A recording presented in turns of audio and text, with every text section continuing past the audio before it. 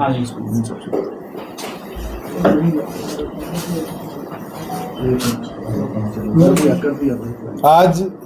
Party के राष्ट्रीय अध्यक्ष द्वारा पार्टी के शीर्ष नेतृत्व के साथ बैठक करी गई और जो घटनाक्रम गुरु जम्बेश्वर यूनिवर्सिटी में 16 तारीख 17 तारीख को हुआ और जिस तरीके से हमारे 6 साथियों को पुलिस द्वारा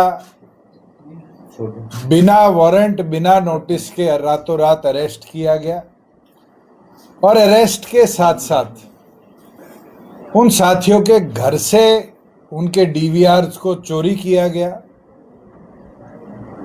उस सब पर डिटेल में चर्चा भी हुई है और चर्चा के साथ साथ पार्टी के राष्ट्रीय अध्यक्ष की अध्यक्षता में 2 रेजोल्यूशन, एक छात्रों के लिए और एक जो परिस्थिति लॉ एंड ऑर्डर की है उसके उपरांत पार्टी ने पारित करे। ब्रीफ में मैं आपको बता दूं कि जिस तरीके से सरकार का रोल इस पूरे हिसार के घटनाक्रम में रहा है, एक चीज साबित कर देता है कि एसपी और एसपी के गुंडे तो सिर्फ चेस के वो प्यादे हैं, इसकी भूमिका कहीं और रची गई। और अब तो हमारे पास इतना एविडेंस है, चाहे वो रवि आहूजा को उसके घर से अरेस्ट करते वक्त जिस डीएसपी को इंक्वायरी दी है वो मौके पर मौजूद है, सीआईए का पूरा स्टाफ मौके पर मौजूद है, जिस गाड़ी में घटनाक्रम हुआ उस गाड़ी को ऑफ ड्यूटी ऑन ड्यूटी कहने की स्टेटमेंट चेंज है। और तो और इसमें कई अधिकारियों के रोल जो सामने आने वाले दिनों में आएंगे वो भी हमारे पास है। ये तो लिटिगेशन और उसका पार्ट है। वो लड़ाई तो कोर्ट के ह्यूमन राइट कमीशन के SC/ST आयोग के माध्यम से जननायक जनता पार्टी 6 के 6 साथियों की भी लड़ेगी। जिन 8 साथियों को FIR के अंदर नामजद किया है उनकी भी लड़ेगी। आज 14 दिन बाद कुरुक्षेत्र में एक FIR और दर्ज करी गई है कुर्सी तोड़ने की, उसकी भी लड़ेगी। जिस तरीके से CIA स्टाफ इस प्रदेश में चलता है और जिस तरह की रील्स ऑनलाइन डालता है उसके विरुद्ध भी चलेगी। मगर पार्टी द्वारा जो छात्रों की लड़ाई लड़ी जा रही थी कि यूनिवर्सिटीज को केवल मात्र बीजेपी या बीजेपी की विचारधारा के संगठन हो, विश्व हिंदू परिषद, राष्ट्रीय स्वयंसेवक संघ या मोर्चे, इनका अड्डा बनाने का जो प्रयास करा जा रहा था और दूसरे संगठनों को रोका जा रहा था, हिसार के अंदर आगामी 27 तारीख को छात्रों के हित में एक महापंचायत करी जाएगी। सभी लोगों से आग्रह करता हूं कि इस लड़ाई के अंदर अपने शिक्षण संस्थानों को बचाने के लिए राजनीतिक दलों से ऊपर उठकर सबसे अनुरोध है कि इस लड़ाई में हमारा सहयोग करें। ये कोई जननायक जनता पार्टी की अकेली लड़ाई नहीं है, ये लड़ाई हर उस छात्र के हित की है जिसको यूनिवर्सिटी में प्रताड़ित किया जाता है। आज हमारी बहनें सुसाइड कर रही है तो कहीं ना कहीं उसके पीछे भी प्रताड़ना है। जिस तरह का बड़ा करप्शन के अलग अलग चार्जेस हो, मैनिपुलेशन ऑफ डॉक्यूमेंट्स के चार्जेस हो, इंक्वायरीज के अंदर डिले किया जा रहा है चुनिंदा लोगों को बचाने के लिए, इसके विरुद्ध में होगा।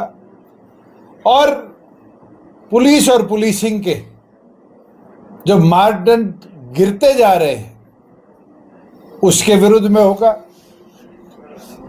जो क्रांतिमान पार्क हिसार का है वो एक संघर्ष की पृष्ठभूमि हमेशा की रही है।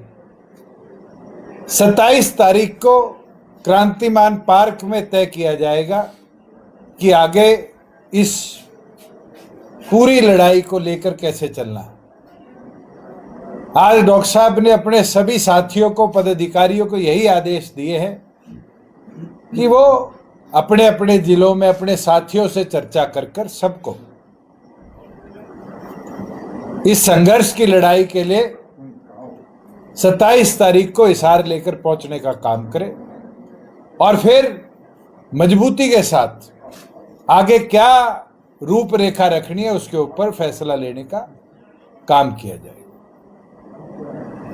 तो इसमें एजेंडा मुख्यतः सर वो रेजोल्यूशन की बात कर रहे थे सर। एक रेजोल्यूशन जिस प्रकार से गुरु जंबेश्वर यूनिवर्सिटी ने 2 कार्य करे,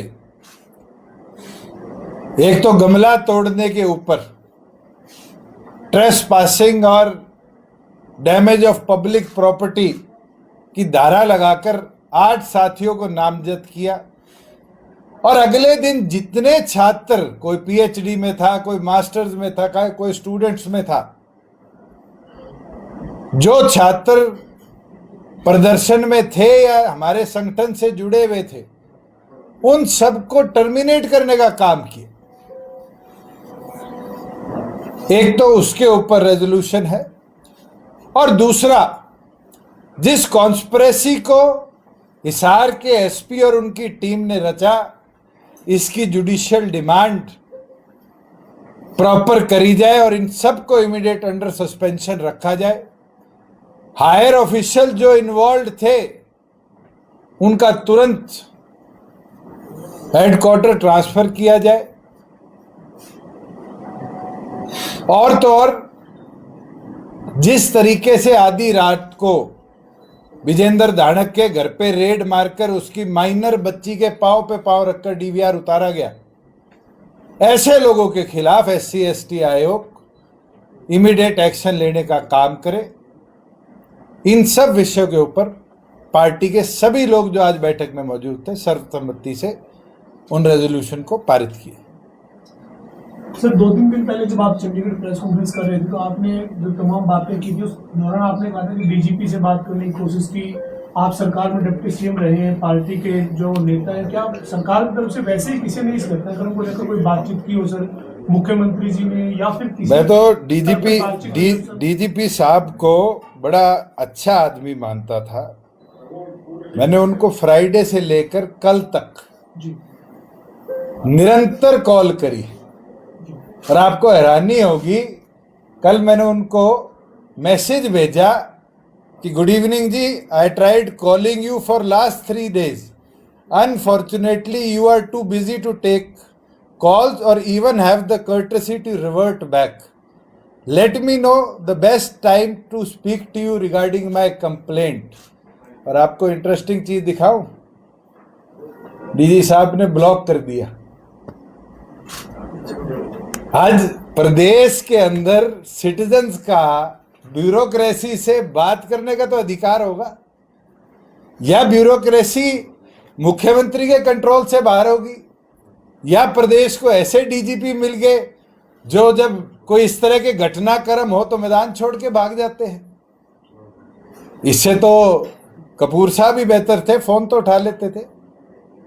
मैं तो उम्मीद रखता था कि नए जोश के साथ कुछ ना, आपकी टीम की कमजोरी है, कहीं ना कहीं आपको मैदान में अकेला छोड़ के ना चली जाए ये टीम। आपने जो एलिगेशंस लगाए उसको लेकर कोई काउंटर का पेड जो आप दे रहे हो, कोई हाई कोर्ट या ह्यूमन राइट कमीशन में भी? बिल्कुल है, पिटीशन ड्राफ्ट हो चुकी और जल्द फाइनलाइजेशन होते ही हम हाई कोर्ट भी मूव करेंगे। जो 6 साथी रात को अरेस्ट हुए थे, उन 6 की तरफ से कल ह्यूमन राइट कमीशन को भी एक संयुक्त कंप्लेंट दी जाएगी।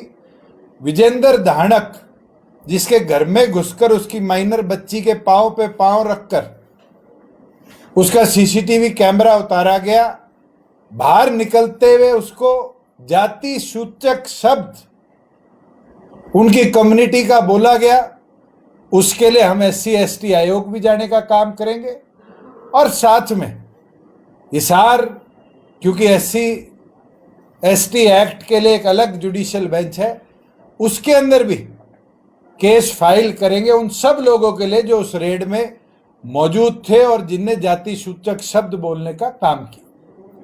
जहां लड़ाई इन छात्रों की है कि 2 FIR दिग्विजय सिंह, इंशो के अध्यक्ष, इंशो के अलग अलग पदाधिकारियों के विरुद्ध करी गई है, उसके लिए भी लीगल राय लेकर, चाहे डिस्ट्रिक्ट लेवल पर हो चाहे हमें हाईकोर्ट आना पड़े, आगे की कार्रवाई हम करने का काम।